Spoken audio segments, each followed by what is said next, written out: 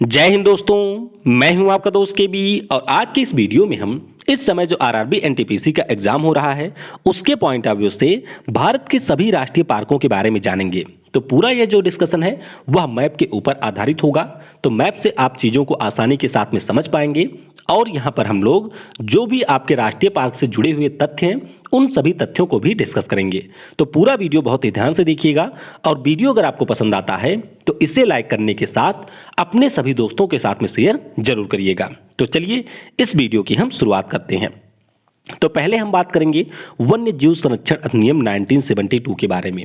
अब इससे आपके एनटीपीसी में 2 से 3 बार प्रश्न पूछे जा चुके हैं, तो थोड़ा सा इसके बारे में आपको ध्यान रखना है।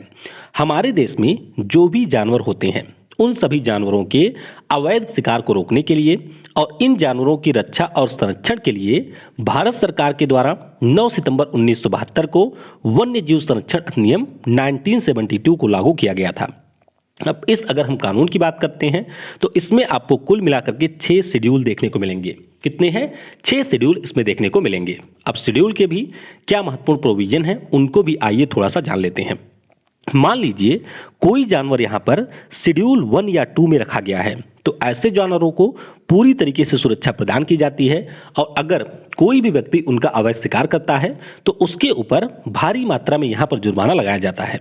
उसी प्रकार से कुछ जानवरों को शेड्यूल 3 और 4 में शामिल किया गया है और अगर हम लोग इस शेड्यूल में शामिल किए गए जानवरों की बात करें तो शेड्यूल 1 और 2 में जो हमारे जानवर शामिल होते हैं उनकी तुलना में इनको थोड़ा सा कम संरक्षण प्रदान होता है और अगर इनका कोई शिकार करता है तो यहाँ पर उसके ऊपर थोड़ा सा कम मात्रा में जुर्माना लगाया जाता है। यानी कि आप सिंपली ये कह सकते हैं कि शेड्यूल 1 और 2 में जो हमारे एनिमल रखे गए हैं उन सभी को हाईली प्रोटेक्शन यहाँ पर एक्ट के द्वारा मिला हुआ है।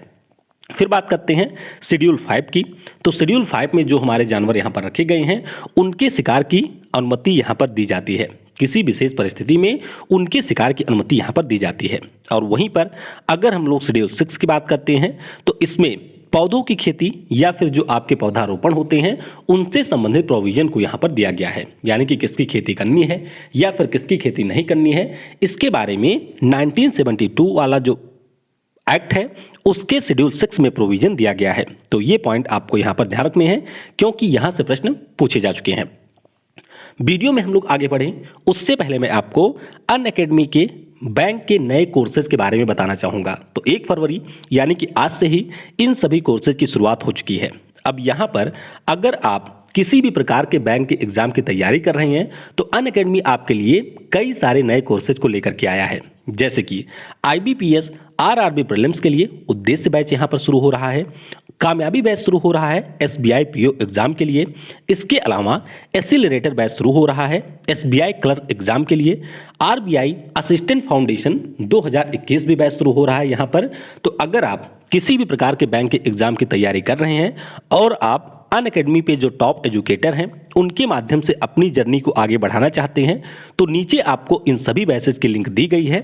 उस लिंक पर क्लिक करके आप यहाँ पर इस कोर्स में इनरोल कर सकते हैं।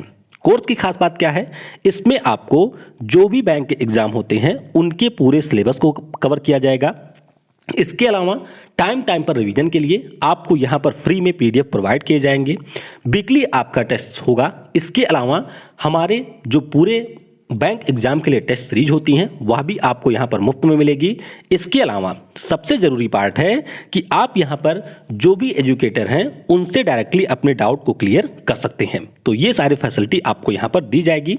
तो नीचे आपको लिंक दिया गया है, उस पर क्लिक करने के बाद में अगर आप सब्सक्रिप्शन को परचेज करते हैं तो उससे पहले आपको KV10 कूपन कोड को यूज़ करना है और जैसे ही आप इसको यूज़ करेंगे आपको यहाँ पर एडिशनल 10% का डिस्काउंट मिल जाएगा। तो नीचे आपको सारे लिंक दिए गए हैं। अगर आप किसी भी कोर्स को परचेज करना चाहते हैं तो सिंपली यूज करिएगा कूपन कोड KV10। आगे अब हम बात करेंगे राष्ट्रीय उद्यान यानी कि राष्ट्रीय पार्क के बारे में। तो सिंपली आपको ये ध्यान रखना है कि हमारे देश में ऐसे स्थान जो कि जैव विविधता के दृष्टिकोण से काफ़ी ज़्यादा महत्वपूर्ण होते हैं, यानी कि जहाँ पर आपको बहुत ही भारी मात्रा में बायोडायवर्सिटी मिलेगी, यानी कि कई सारे जीव जंतु आपको उस स्थान पे मिलेंगे।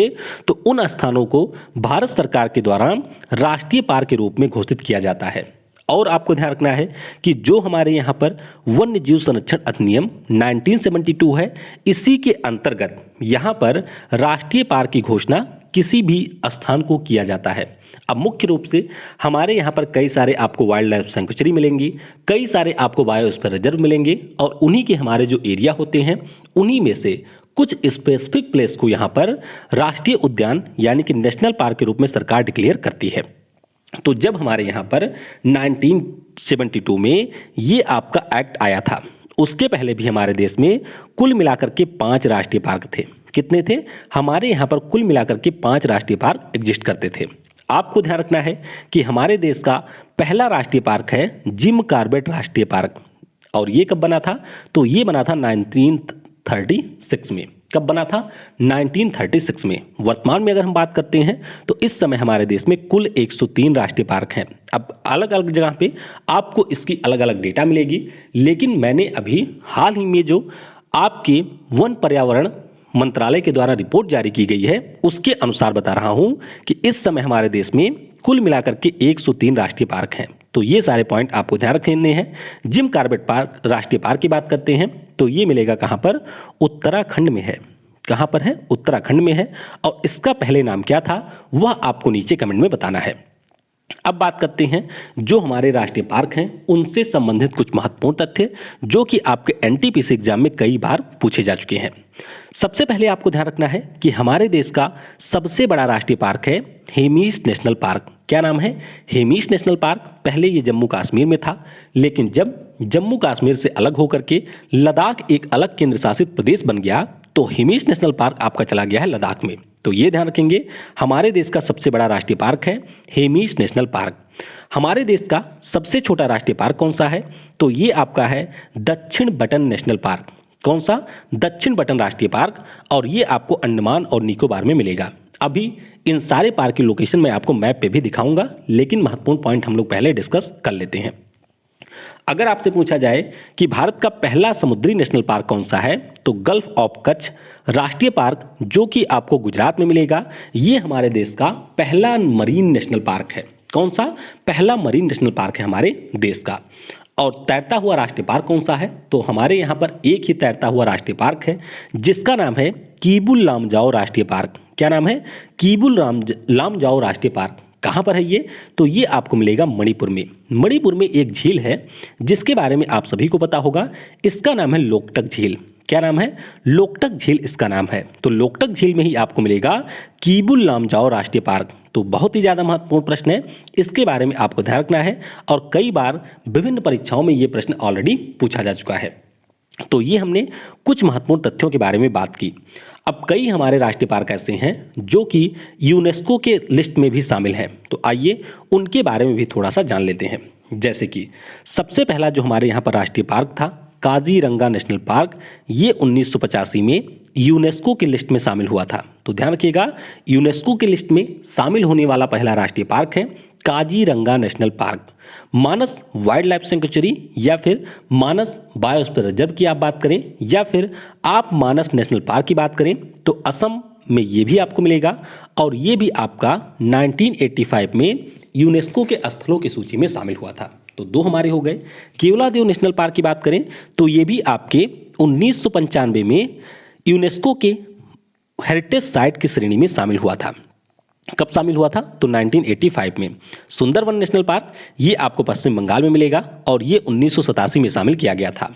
नंदा देवी नेशनल पार्क और फूलों की घाटी नेशनल पार्क 2 अलग अलग नेशनल पार्क आपको उत्तराखंड में मिलेंगे, और इन दोनों को एक साथ में एक ही कैटेगरी में उत्तराखंड के यूनेस्को के द्वारा 2005 में विश्व विरासत स्थलों की सूची में शामिल किया गया था। फिर आपका ग्रेट हिमालयन नेशनल पार्क है जो कि हिमाचल प्रदेश में मिलेगा और इसे 2014 में शामिल किया गया था।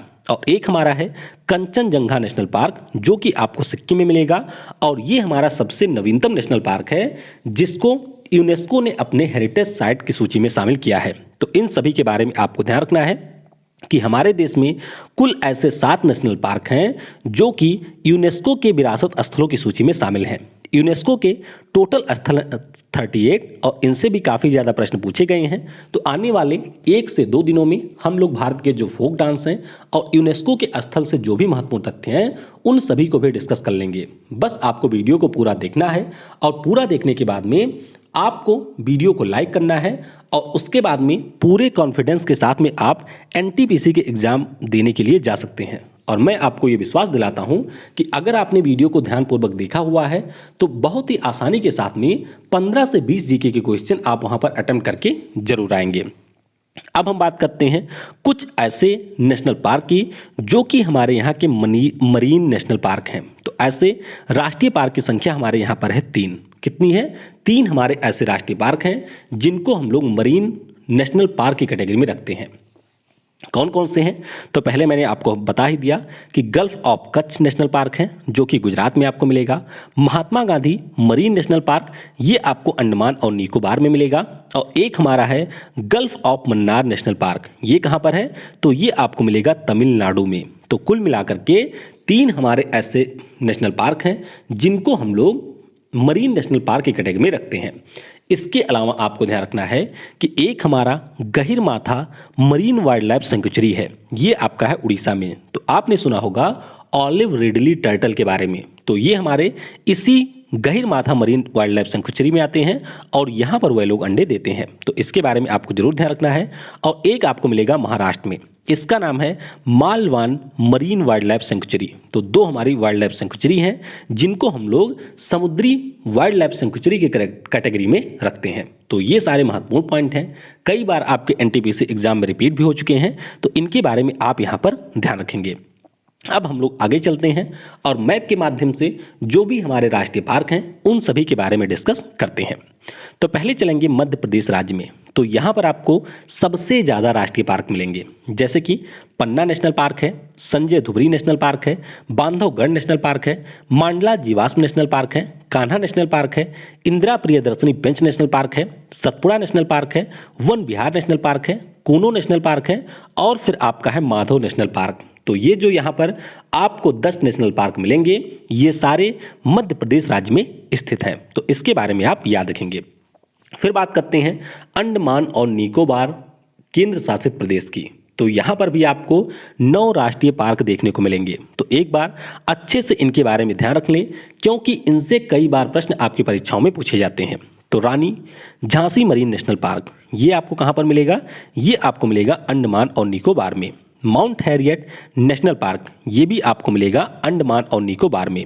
Mahatma Gandhi marine national park ये भी आपको मिलेगा अंडमान और निकोबार में। कैम्बल वे नेशनल पार्क ये भी आपको यहीं पर मिलेगा। Galathea Bay national park, Saddle Peak national park, उत्तरी बटन, मध्य बटन और दक्षिण बटन ये सारे जो राष्ट्रीय पार्क हैं वे आपको मिलेंगे अंडमान और निकोबार में।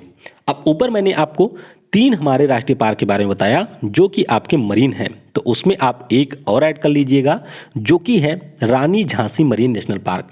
तो रानी झांसी मरीन नेशनल पार्क और Mahatma Gandhi marine national park ये दोनों भी हमारे समुद्री नेशनल पार्क हैं और ये आपको मिलेंगे अंडमान और निकोबार में। तो इनके बारे में आपको ध्यान रखना है।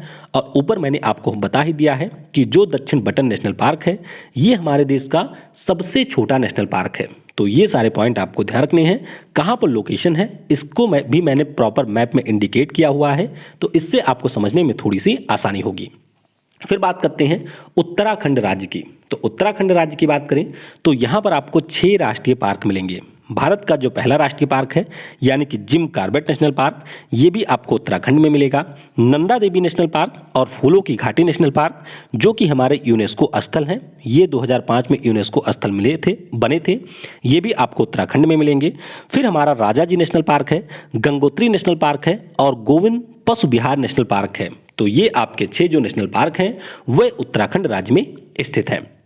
फिर बात करते हैं पश्चिम बंगाल राज्य की। तो पश्चिम बंगाल राज्य की बात करें तो बक्सा नेशनल पार्क, जलदपारा नेशनल पार्क, उसके बाद में सिंगलीला नेशनल पार्क, न्योरा घाटी national park, Gorumara national park और फिर हमारा यूनेस्को वाला सुंदर वन नेशनल पार्क। तो ये सारे आपको मिलेंगे पश्चिम बंगाल राज्य में।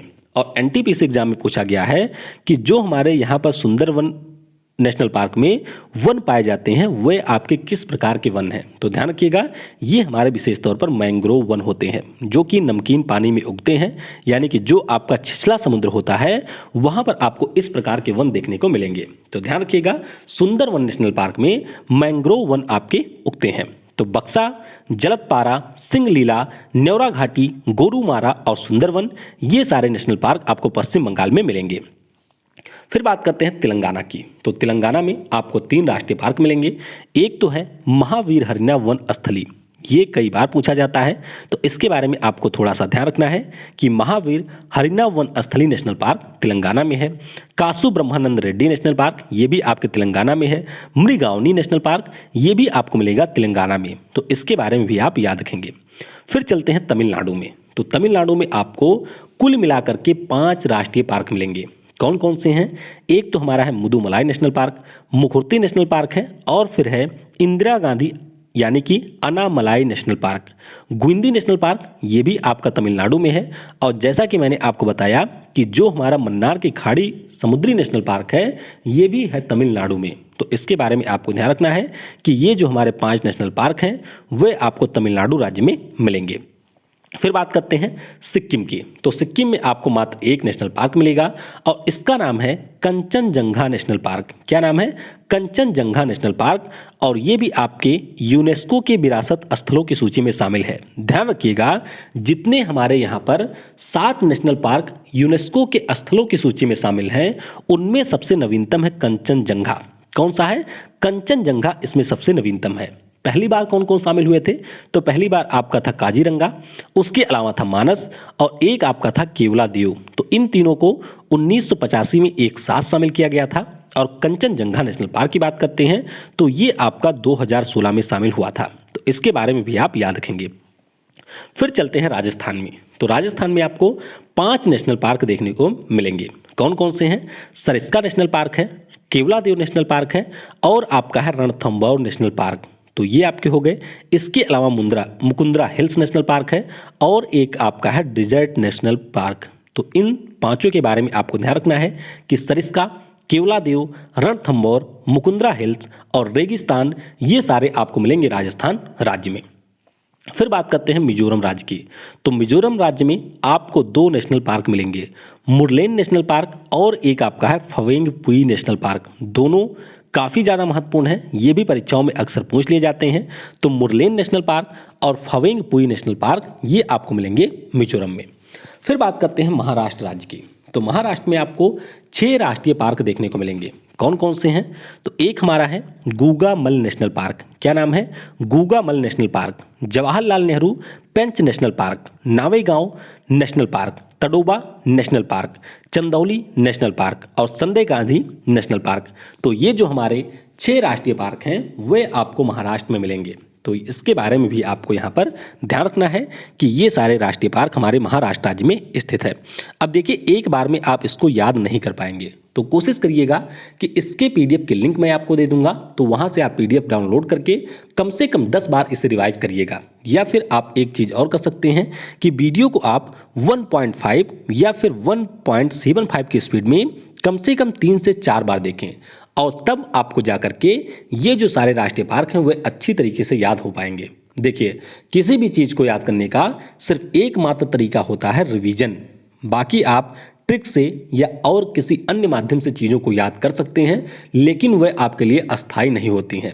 सिर्फ और सिर्फ एक ही तरीका होता है, और वह आपका है रिवीजन। तो इसीलिए आपने कितना पढ़ा है वह महत्वपूर्ण नहीं है, जितनी चीज़ों को आपने पढ़ा है उसको कितनी बार आपने रिवाइज किया है वह आपके लिए सबसे ज़्यादा महत्वपूर्ण है। तो आपको ध्यान रखना है कि रिवीजन के ऊपर सबसे ज़्यादा आपका फोकस होना चाहिए, जिसके ऊपर बहुत ही कम लोग फोकस करते हैं। सभी को नई नई चीज़ें बहुत ही पसंद आती हैं, तो इसीलिए सभी केवल नई नई चीज़ें पढ़ लेते हैं लेकिन उसका रिवीजन नहीं करते हैं। तो आपको अगर किसी भी कॉम्पिटिटिव एग्जाम में सफल होना है तो आपको रिवीजन बहुत ज़्यादा करना है। इसके अलावा बहुत सारे मॉक टेस्ट भी आपको देने हैं, तो जहाँ पर भी आपको मौका मिले वहाँ पर मॉक टेस्ट भी आप जरूर दिया करें। जो 6 राष्ट्रीय पार्क हैं वे आपको मिलेंगे महाराष्ट्र में। अगला हमारा है केरल राज्य। तो केरल के भी हमारे राष्ट्रीय पार्क बहुत ज़्यादा महत्वपूर्ण हैं। कुल मिलाकर के 6 राष्ट्रीय पार्क आपको केरल राज्य में भी देखने को मिलेंगे। कौन कौन से हैं? सांत घाटी नेशनल पार्क है, एरवीकुलम नेशनल पार्क है, पम्बादम सोला नेशनल पार्क है और है पेरियार नेशनल पार्क। इसके अलावा अनाईमुदी सोला और मथीकट्टम सोला, तो जितने भी आपके 16 या 16 वाले राष्ट्रीय पार्क हैं वे आपको केरल राज्य में मिलेंगे, तो इनके बारे में आप यहाँ से याद रख सकते हैं। फिर बात करते हैं कर्नाटक राज्य की। तो कर्नाटक राज्य में आपको कुल मिलाकर के 5 राष्ट्रीय पार्क मिलेंगे। कौन कौन से हैं? अंसी नेशनल पार्क है, कुद्रेमुख नेशनल पार्क है, नागरहोल नेशनल पार्क है, बन्नेरघट्टा नेशनल पार्क है और आपका है बांदीपुर नेशनल पार्क। तो ध्यान रखिएगा, Anshi national park, Kudremukh national park, Nagarhole या फिर Rajiv Gandhi national park, Bannerghatta national park और बांदीपुर नेशनल पार्क, ये सारे आपके हैं कर्नाटक में। अगला राज्य है जम्मू कश्मीर और लद्दाख। तो ये हमारा केंद्र शासित प्रदेश है। तो Dachigam national park, Salim Ali city forest national park और इसके अलावा किश्तवाड़ नेशनल पार्क, ये तीनों आपको मिलेंगे जम्मू और कश्मीर में। लद्दाख वाला जो हमारा रीजन है वहाँ पर आपको एकमात्र नेशनल पार्क मिलेगा और इसका नाम है हिमीश नेशनल पार्क। क्या नाम है? Himesh national park. और ये आपके हिम तेंदुओं के लिए काफ़ी ज़्यादा फेमस है, तो इसके बारे में आपको याद रखना है। फिर बात करते हैं गुजरात के नेशनल पार्क की। तो गुजरात वाले नेशनल पार्क की बात करते हैं तो यहाँ पर भी आपको 4 नेशनल पार्क देखने को मिलेंगे। कौन कौन से हैं? एक तो हमारा है कच्छ यानी कि गल्फ ऑफ कच्छ या फिर मरीन नेशनल पार्क, जो कि हमारे भारत का पहला मरीन नेशनल पार्क है। गिर नेशनल पार्क, जो कि आपके एशियन लायन के लिए काफ़ी ज़्यादा फेमस है। तो परीक्षा में एनटीपीसी में पूछा गया था कि एशियन लायन जो है वह आपके किस नेशनल पार्क में पाए जाते हैं। तो ध्यान रखिएगा, गिर नेशनल पार्क में ये पाए जाते हैं। एक हमारा है वंसदा नेशनल पार्क और एक हमारा है बेलवदर नेशनल पार्क। तो ये सारे आपके होंगे गुजरात राज्य में। फिर चलते हैं छत्तीसगढ़ राज्य में। तो छत्तीसगढ़ राज्य में आपको 3 नेशनल पार्क देखने को मिलेंगे। कौन कौन से हैं? एक तो है गुरु घासीदास नेशनल पार्क, एक हमारा है इंद्रावती नेशनल पार्क और एक हमारा है कांगेर घाटी नेशनल पार्क। तो ये जो तीनों नेशनल पार्क हैं ये आपको मिलेंगे कहाँ पर? छत्तीसगढ़ राज्य में। अगला हमारा है उड़ीसा राज्य। तो उड़ीसा की बात करें तो यहाँ पर आपको सिमलीपल नेशनल पार्क मिलेगा और भीतरकनिका नेशनल पार्क मिलेगा। तो इससे भी आपके एनटीपीसी में प्रश्न ऑलरेडी पूछा जा चुका है, तो ध्यान रखिएगा, सिमलीपल नेशनल पार्क और भीतरकनिका नेशनल पार्क ये सारे आपको मिलेंगे उड़ीसा में। फिर बात करते हैं उत्तर प्रदेश नेशनल पार्क की। तो उत्तर प्रदेश का जो नेशनल पार्क है यहाँ पर सिर्फ एक ही नेशनल पार्क आपको देखने को मिलेगा। तो ये कहाँ पर है? ये आपका है दुधवा में। कहाँ पर है? दुधवा में, जो कि आपको लखीमपुर जिले में मिलेगा। तो एकमात्र नेशनल पार्क आपको उत्तर प्रदेश में मिलेगा जिसका नाम है दुधवा नेशनल पार्क। फिर चलते हैं बिहार और झारखंड में। तो बिहार में आपका वाल्मीकि नेशनल पार्क है जो अभी कल के एनटीपीसी एग्जाम में पूछा गया था। तो ध्यान रखिएगा, वाल्मीकि नेशनल पार्क ये आपका बिहार में है और बेतला नेशनल पार्क ये आपका है झारखंड में। तो इन दोनों के बारे में आप याद रखेंगे। फिर चलते हैं असम में। तो काफ़ी ज़्यादा महत्वपूर्ण है Assam national park, tiger reserve या फिर एलिफेंट रिजर्व के दृष्टिकोण से। मानस नेशनल पार्क जो कि एक यूनेस्को स्थल है ये असम राज्य में है।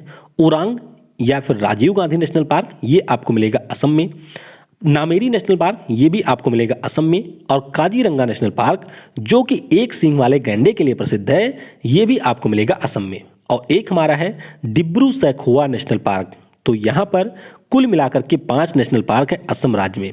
अब आपसे मैं यहाँ पर एक टफ प्रश्न पूछता हूँ और मैं उम्मीद करूँगा कि जिन लोगों ने मेरा करंट अफेयर्स के वीडियो देखा होगा वह इसका उत्तर आसानी के साथ में दे पाएंगे। देखिए पिछले साल क्या हुआ था कि असम की सरकार के द्वारा एक यहाँ पर जो वाइल्ड लाइफ सेंचुरी है उसे नेशनल पार्क बनाने की घोषणा की गई थी। तो आपको पहला नाम बताना है कि वह कौन सी वाइल्ड लाइफ सेंचुरी है जिसे असम की सरकार ने नेशनल पार्क बनाने को घोषित किया था।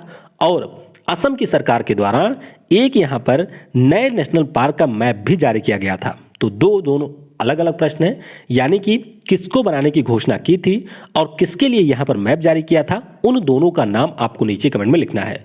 तो मैं देखूंगा कि कौन से लोग ऐसे हैं जो कि इन दोनों प्रश्नों का सही उत्तर दे पाते हैं। उम्मीद करते हैं कि काफ़ी कम ही लोग होंगे, लेकिन फिर भी देखते हैं कि कितने लोग इसका उत्तर दे पाएंगे। अब चलते हैं अरुणाचल प्रदेश में। तो अरुणाचल प्रदेश में आपको 2 नेशनल पार्क मिलेंगे। एक तो है मौलिंग नेशनल पार्क और दूसरा है नामदफा नेशनल पार्क। तो दोनों के बारे में आप याद रखेंगे, मौलिंग नेशनल पार्क और नामदफा नेशनल पार्क ये दोनों हैं अरुणाचल प्रदेश में। फिर चलते हैं आंध्र प्रदेश में, तो यहाँ पर आपको 3 मिलेंगे। एक तो है राजीव गांधी नेशनल पार्क, एक है श्री वेंकटेश्वर नेशनल पार्क और एक है पापी कोंडा नेशनल पार्क। क्या है? पापी कोंडा नेशनल पार्क। अब राजीव गांधी के नाम से आपको यहाँ पर 3 नेशनल पार्क मिल चुके हैं, तो ध्यान रखिएगा डायरेक्टली आपसे राजीव गांधी का नाम नहीं पूछा जाएगा, वहाँ पर जो उस नेशनल पार्क का ओरिजिनल नेम है उससे आपसे प्रश्न यहाँ पर पूछा जाएगा। अगला राज्य है हिमाचल प्रदेश, तो यहाँ पर भी आपको कई सारे महत्वपूर्ण राष्ट्रीय पार्क मिलेंगे, जैसे कि ग्रेट हिमालयन नेशनल पार्क है जो कि यूनेस्को स्थल में भी शामिल हो चुका है, इंदर किला नेशनल पार्क है, खीर गंगा नेशनल पार्क है, पिन घाटी नेशनल पार्क है और आपका है सिंबल बरा नेशनल पार्क। तो ये सारे जो राष्ट्रीय पार्क हैं वे आपको मिलेंगे हिमाचल प्रदेश राज्य में। फिर चलते हैं मेघालय में, तो मेघालय की बात करें तो यहाँ पर नोकरेज रिज नेशनल पार्क है, बाल पखराम नेशनल पार्क है, तो ये दोनों आपको मिलेंगे मेघालय में और नोकरेज रिज से आपके एनटीपीसी में प्रश्न पूछा जा चुका है। फिर चलते हैं त्रिपुरा और मणिपुर में, तो त्रिपुरा की बात करें तो यहाँ पर आपको 2 नेशनल पार्क देखने को मिलेंगे, एक तो है बाइसन या फिर राजबरी नेशनल पार्क और दूसरा हमारा है क्लाउडेड नेशनल पार्क। तो ध्यान रखिएगा क्लाउडेड नेशनल पार्क और आपका जो बाइसन नेशनल पार्क है ये दोनों त्रिपुरा राज्य में स्थित है। फिर चलते हैं मणिपुर में, तो मणिपुर में जैसा कि मैंने आपको शुरुआत में ही बता दिया कीबुल लामजाओ जो कि भारत का एकमात्र तैरता राष्ट्रीय पार्क है और ये आपको मिलेगा लोकटक झील में। तो लोकटक झील कहाँ पर है ये भी परीक्षा में प्रश्न पूछ लिया जाता है, तो ध्यान रखिएगा लोकटक वाला जो है ये आपको मिलेगा मणिपुर में और इसी लोकटक झील में आपको मिलेगा कीबुल लामजाओ नेशनल पार्क जो कि भारत का एकमात्र तैरता हुआ नेशनल पार्क है। फिर चलते हैं नागालैंड में, तो नागालैंड में आपको एक ही नेशनल पार्क मिलेगा जिसका नाम है इटंकी। क्या नाम है? इसका नाम है इटंकी, तो इसके बारे में भी आप याद रखेंगे। उसके बाद चलते हैं हरियाणा में, तो हरियाणा में आपको 2 मिलेंगे, एक तो है कलेसर नेशनल पार्क और दूसरा यहाँ पर है सुल्तानपुर नेशनल पार्क। तो ये दोनों आपके हैं हरियाणा राज्य में। तो इस प्रकार से भारत के जो भी नेशनल पार्क हैं उनके बारे में हमने डिस्कस कर ही लिया है। टाइगर रिजर्व जो होते हैं उनको हमने पहले ही डिस्कस कर लिया था। बाकी आपके कुछ झीलें हैं, इसके अलावा कुछ रामसर स्थल हैं, तो उनको भी आने वाले समय में हम लोग डिस्कस कर लेंगे। तो अगर आपने वीडियो को यहाँ पर देखा है तो नीचे आप लिखेंगे यस। इससे मुझे थोड़ा सा आइडिया लगता है कि कितने लोग ऐसे होते हैं जो वीडियो को देखते हैं। जैसा कि मैं आपको पहले ही बता चुका हूं कि मुश्किल से 10% लोग ही होते हैं जो कि आखिरी तक वीडियो को देखते हैं और ऐसा केवल मेरे साथ नहीं होता है, ऐसा लगभग हर यूट्यूब के वीडियो के ऊपर आपको देखने को मिलेगा। क्योंकि जब लोगों को मुफ्त का कंटेंट मिलता है तो उनको उसकी वैल्यू समझ में नहीं आती है। तो कोशिश करिए वीडियो आप पूरा देखिए, बार बार चीज़ों को रिवाइज करिए और मैं आपको यहाँ पर 100% की गारंटी दे सकता हूँ कि आप किसी भी एग्जाम को क्रैक कर सकते हैं। क्योंकि कई सारे क्रैक किए हुए जो मेरे स्टूडेंट या फिर दोस्त रहे हैं उनका मुझे काफ़ी ज़्यादा अनुभव है, यानी कि उनसे जो मैंने बात की है उनका सिंपली यही फंडा है कि चीज़ों को समझ करके पढ़िए और उसके बाद में उसे रिवाइज करिए। आसानी के साथ में आप किसी भी एग्जाम को क्रैक कर सकते हैं। Thanks for watching. जय हिंद, जय भारत और सबसे ज़रूरी, पढ़ेगा भारत तो बढ़ेगा भारत।